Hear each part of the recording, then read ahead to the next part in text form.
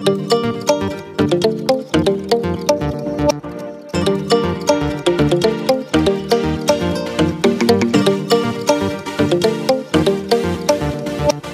सर्व विद्यार्थी बंधू भगिनींचे मी हरीश सर माझ्या यूट्यूब चॅनलमध्ये खूप खूप मनपूर्वक स्वागत करतो।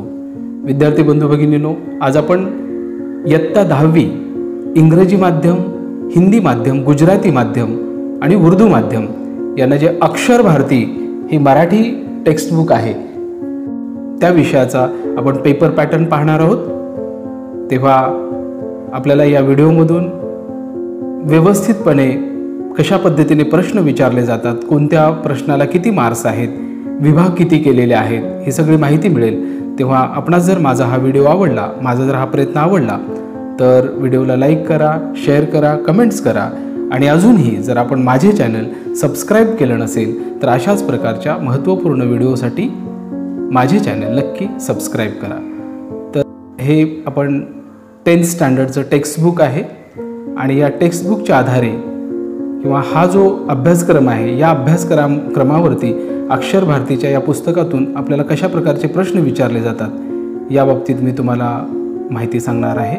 तो पेपर पॅटर्न मी तुम्हाला आता समजवणार आहे। तर साधारणपणे जर तुम्ही टेक्स्टबुकमध्ये बघितलात तर आपले हे टेक्स्टबुक 5 विभागामध्ये त्याची विभागणी केलेली आहे। सर्वप्रथम पाठ आहेत, त्यानंतर कविता, स्थूल वाचन, त्यानंतर व्याकरण आणि लेखन कौशल्य, असं जे 5 विभाग आहेत तर त्या 5 विभागांना आपल्या परीक्षेच्या माध्यमातून परीक्षेमध्ये त्याचे एकूण विभागही 5 केलेले आहेत। हे आपण बघू शकता। हे पहिला जे आहे ते पहिला जो विभाग होता आपला तो गद्य विभाग, त्यानंतर पद्य विभाग कविता, त्यानंतर स्थूल वाचन, तसेच विभाग 4 मध्ये भाषा अभ्यास व्याकरण आणि 5वा जो विभाग आहे तो उपयोजित लेखन रायटिंग स्किल असं आपल्याला त्याला म्हणता येईल। त्यानंतर आता आपण पुढे जाणार आहोत।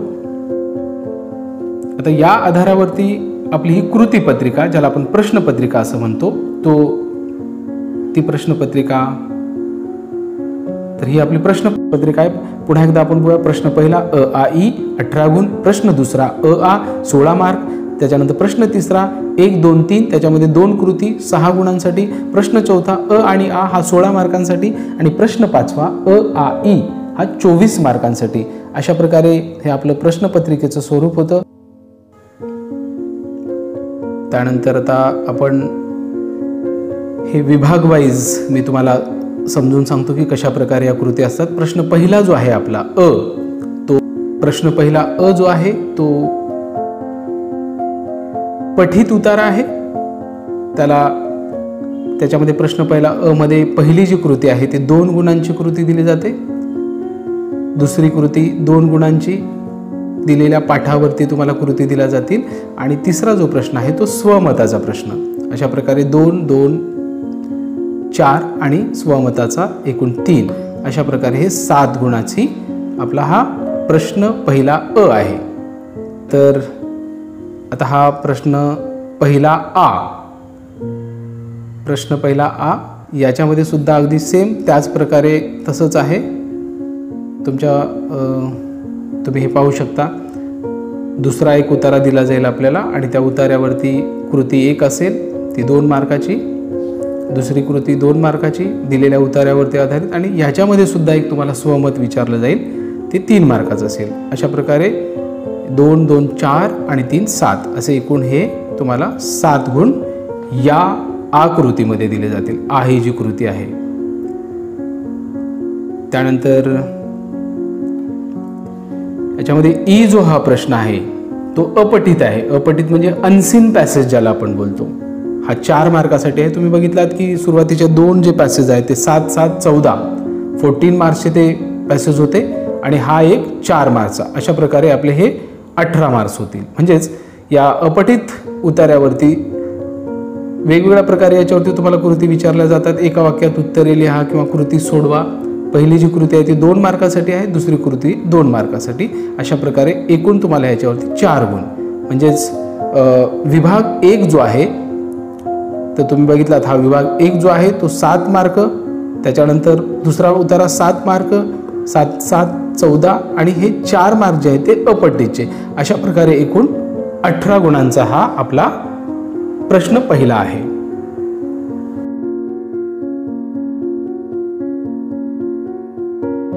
त्यानंतर आता आपण विभाग 2 प्रश्न दुसरा अ या प्रश्नामध्ये आहोत आणि या प्रश्नामध्ये हा कवितेचा प्रश्न आहे.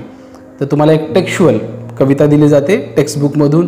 आपले जे संतवाणी आहेत आणि बाकीच्या ज्या कविता आहेत त्या सर्व कवितामधून कोणतीही एक कविता तुम्हाला इथे दिली जाईल आणि त्या कवितेवरती तुम्हाला 2-2 मार्काच्या कृती विचारल्या जातील. एक मिनिट, मी थोडंसं इथे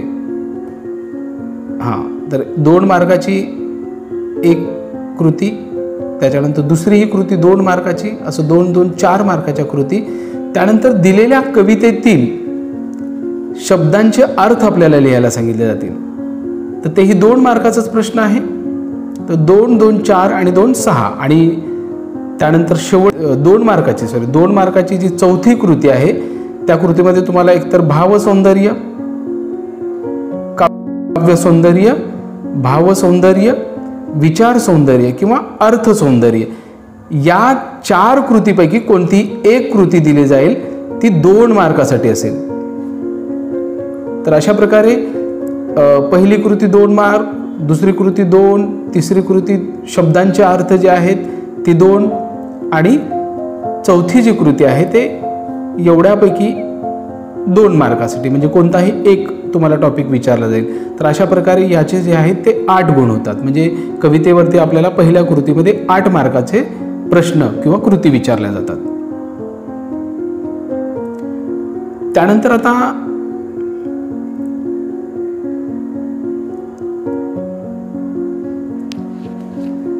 आता आपण पाहतो आहोत हा प्रश्न दुसरा आ. हा सुद्धा विभाग 2 मधला हा प्रश्न आहे आणि याच्यामध्ये आपल्याला 2 कविता दिल्या जातात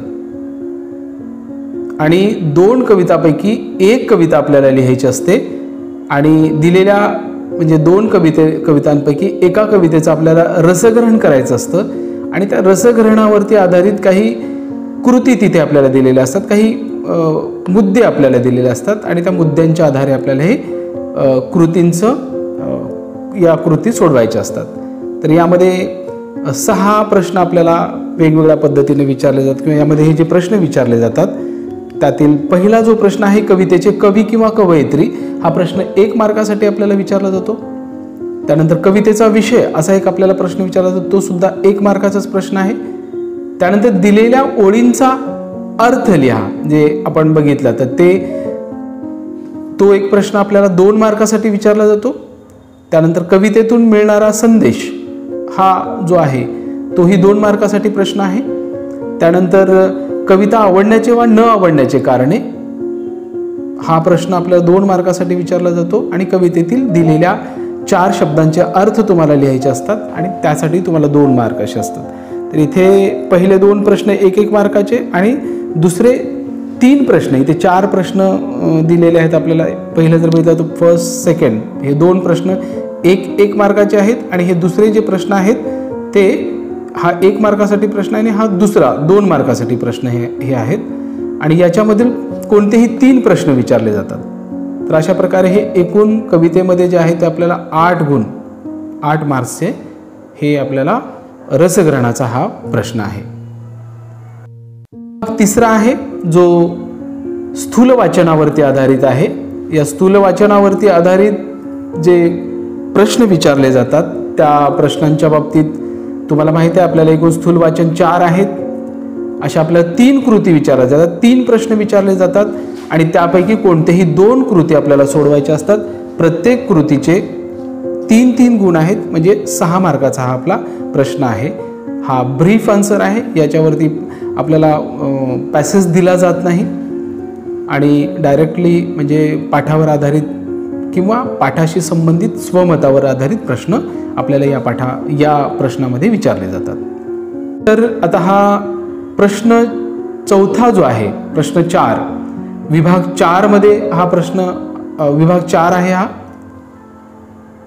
आणि याच्यामध्ये आपलं जे ॲक्च्युअल ग्रामर आहे 10th स्टँडर्डचं 10वीचं जे ग्रामर आहे त्यावर आधारित हा प्रश्न आहे. प्रश्न चौथामध्ये अ आणि आ असे दोन विभाग आहेत.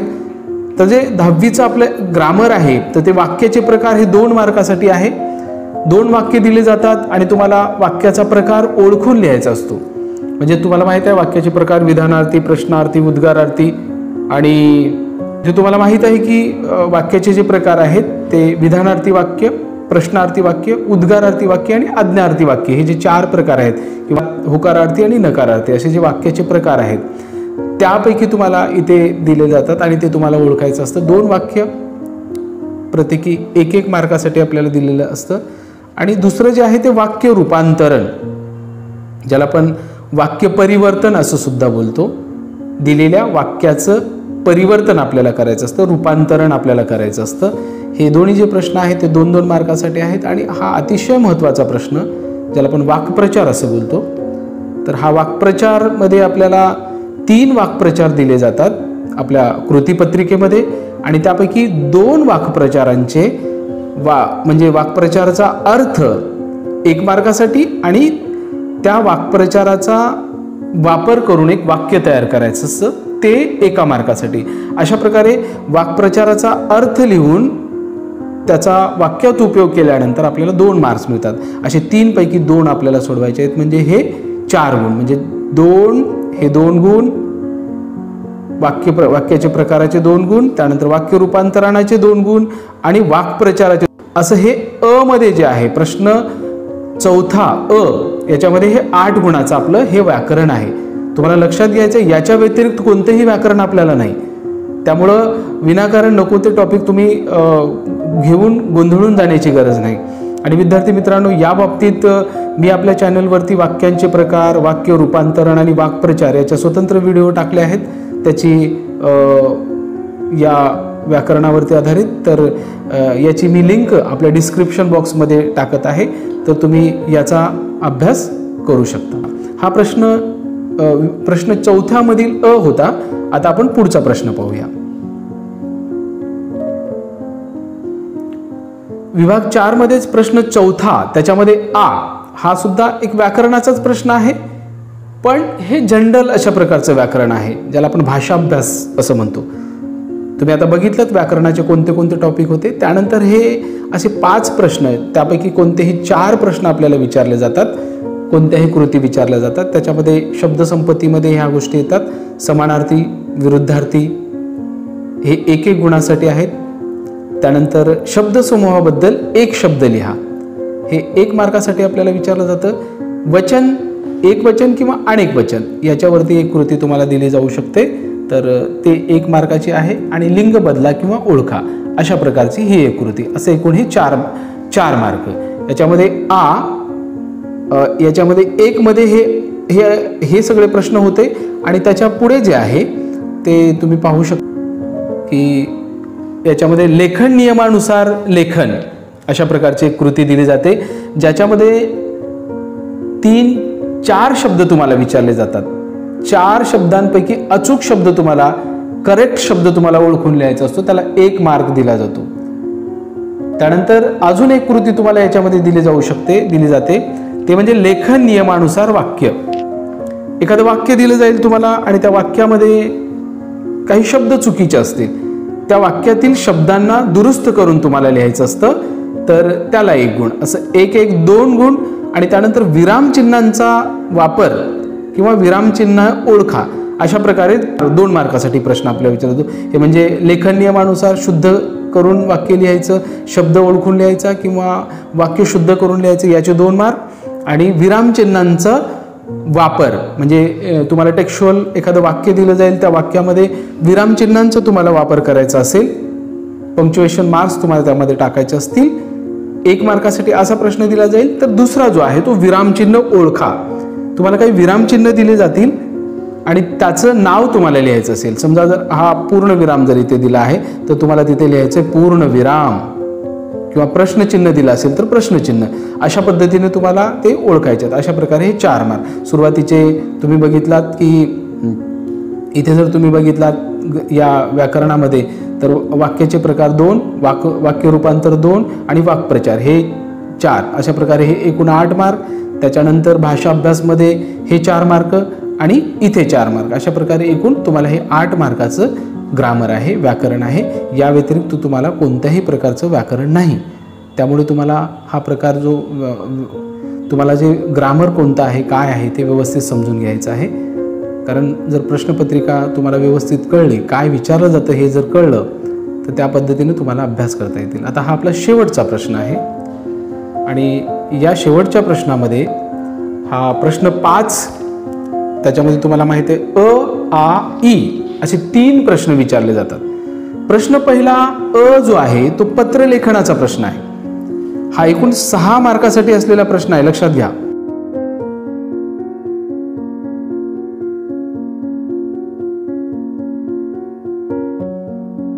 पत्रलेखनाचा हा प्रश्न 6 मार्कासाठी असलेला प्रश्न.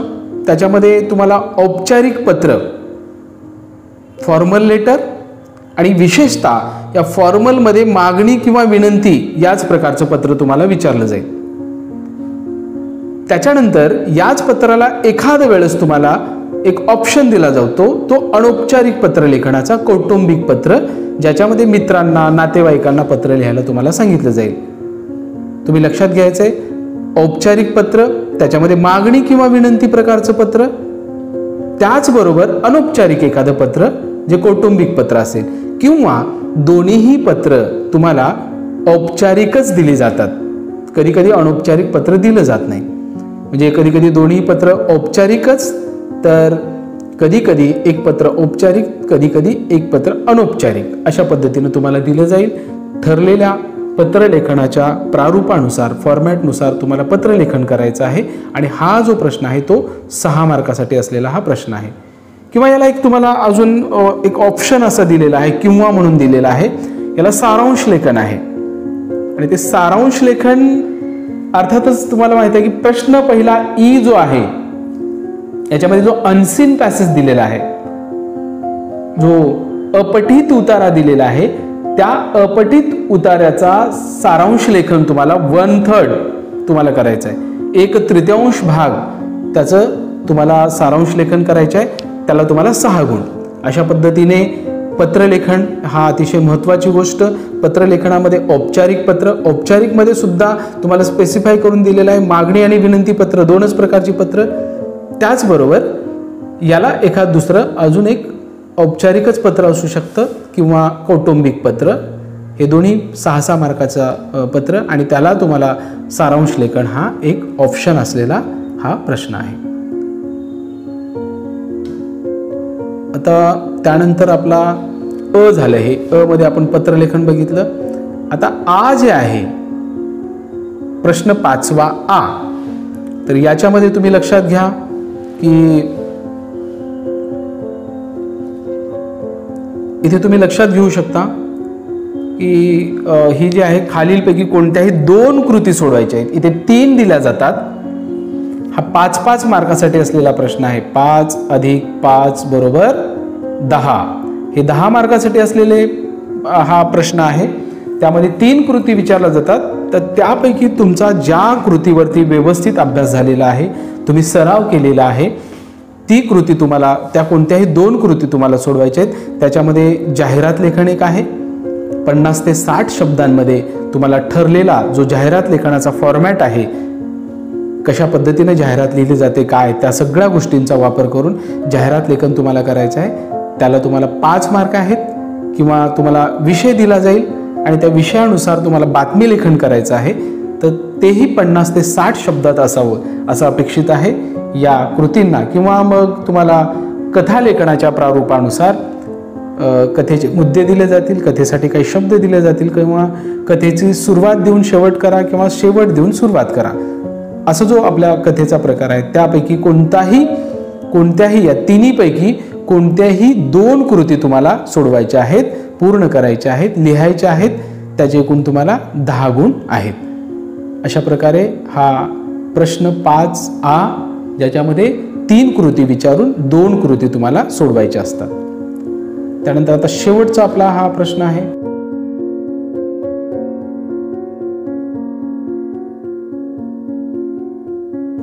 आणि हा अतिशय महत्त्वाचा हाही प्रश्न आहे. महत्त्वाचा याच्यासाठी की हा 8 गुणांचा हा असलेला प्रश्न आहे. हा निबंध लेखनाचा प्रश्न आहे. प्रश्न 5E जो आहे तो निबंध लेखनाचा प्रश्न. आपल्याला एकूण कोणतीही एक कृती सोडवायची असते. 3 प्रकारचे निबंध आपल्याला दिले जातात. तुम्हाला लक्षात घ्यायचं आहे की प्रसंग लेखन असा आपल्याला टॉपिक आहे. प्रसंग लेखनाच्या त्यानंतर मग आत्मकथन आहे आणि वैचारिक, अशा तिन्हीपैकी कोणताही एक निबंध लेखनाच्या फॉर्मॅटप्रमाणे तुम्हाला लिहायचं आहे. निबंधाची सुरुवात, मध्य, अंत आणि त्यामध्ये काय काय गोष्टी आवश्यक आहेत, किती पॅरेग्राफ, कसा तो लिहावा, या पद्धतीने सगळ्या गोष्टींचं काटेकोरपणे पालन करून शुद्ध लेखनाचा वगैरे भाग त्याच्यामध्ये तुम्हाला वापरून स्लोगन म्हणजे कविता, विचार, सुविचार याचा सर्वांचा वापर करून तुम्हाला हा 8 मार्काचा प्रश्न आहे. तर तुम्ही लक्षात घ्यायचं आहे की तुम्हाला कोणत्या प्रकारच्या लेखनामध्ये गती आहे. प्रसंग लेखन, आत्मकथन, वैचारिक, कोणत्या प्रकारामध्ये तुम्ही छान पद्धतीने निबंध लिहू शकता. त्यामुळे तो विषय समजून घेऊन तुम्हाला हा प्रश्न जो आहे तो सोडवायचा आहे आणि चांगल्या प्रकारचे गुण मिळवायचे आहेत. तर विद्यार्थी मित्रांनो, मला आशा आहे की तुम्हाला हा माझा प्रयत्न जो आहे तो नक्की आवडेल. जर आपणास माझा हा प्रयत्न आवडला तर व्हिडिओला लाईक करा, शेअर करा, कमेंट्स करा आणि अजूनही कुठल्या विषयावरती जर तुम्हाला व्हिडिओ हवा असेल तर कमेंटमध्ये नक्की तो टॉपिक मला लिहून पाठवा. धन्यवाद.